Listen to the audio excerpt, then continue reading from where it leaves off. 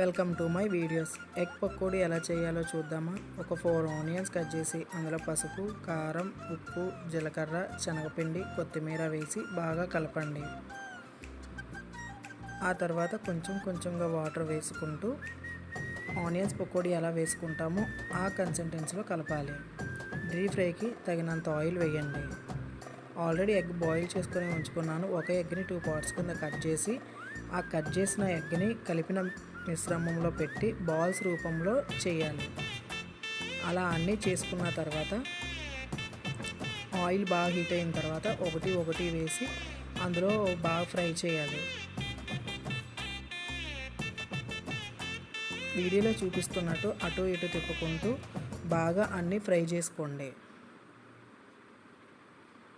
అన్నీ అలా ఫ్రై చేసిన తర్వాత సర్వ్ చేసుకోవడమే.